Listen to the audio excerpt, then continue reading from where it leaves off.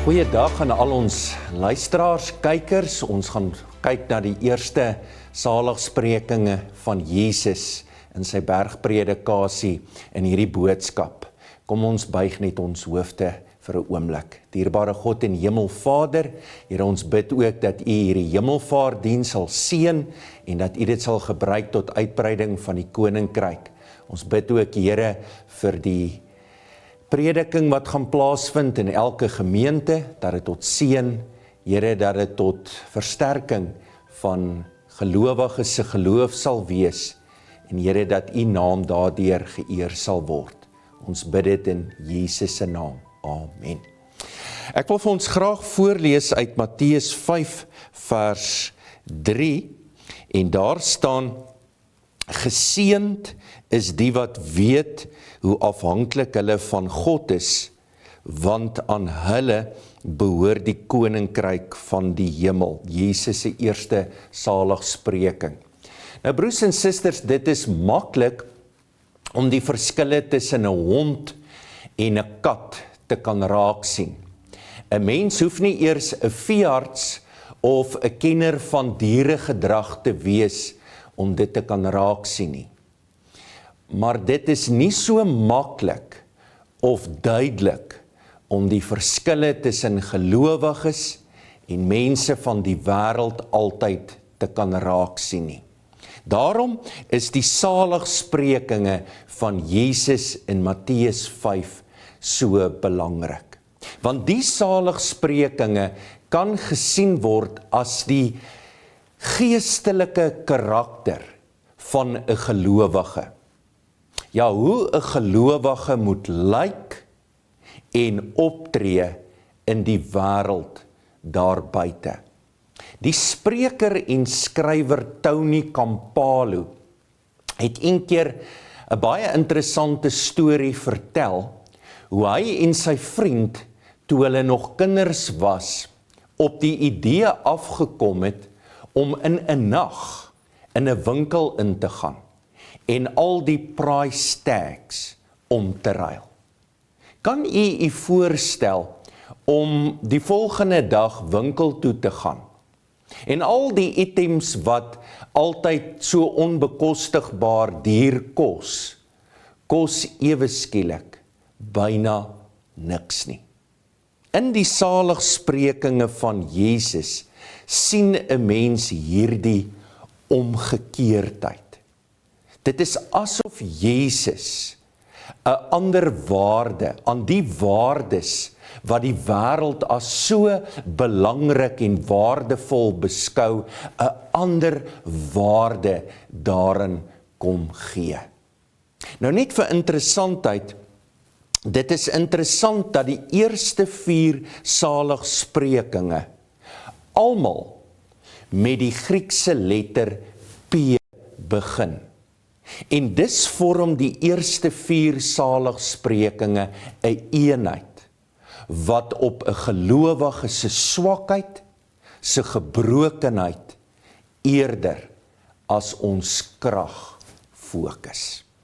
Nou Jesus begin hierdie eerste saligspreking van hom met die woorde: Geseënd is die wat weet hoe afhanklik hulle van God is, want aan hulle behoort die koninkryk van die hemel. Geseënd.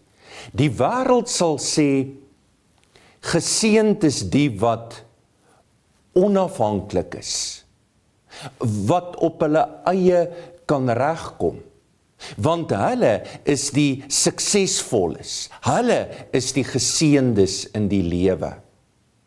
Maar broers en susters, Jesus kom keer hierdie logika heeltemal om deur te sê: geseënd is die wie se hande leeg is.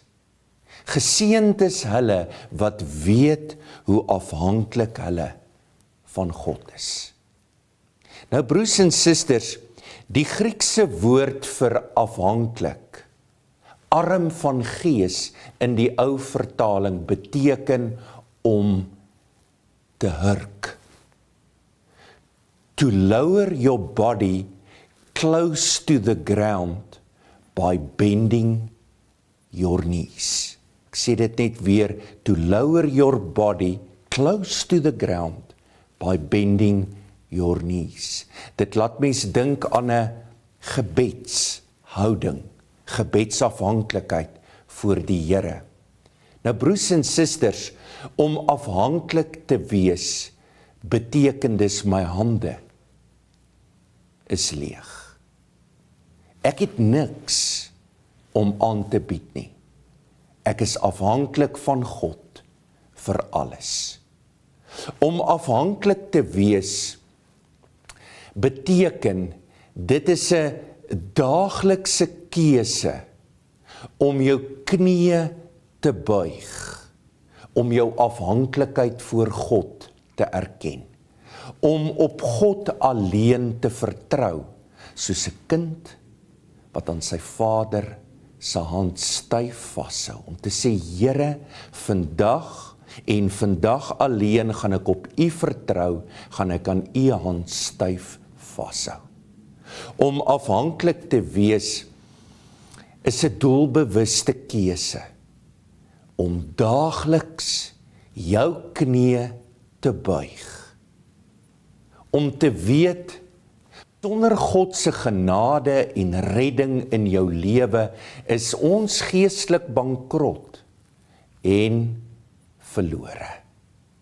Om afhanklik te wees is 'n doelbewuste poging om daagliks jou knieë te buig, om die eie ek prys te gee, sodat God meer word in my lewe en ek minder kan word. Liewe kyker, daar is 'n wonderlike Engelse lied wat hierdie afhanklikheid van God, kan ek die woord gebruik, kom besing. En die lied se naam is Rock of Ages, Cleft for Me. In vers 3 in hierdie lied sê die volgende, Nothing in my hand I bring, simply to the cross I cling.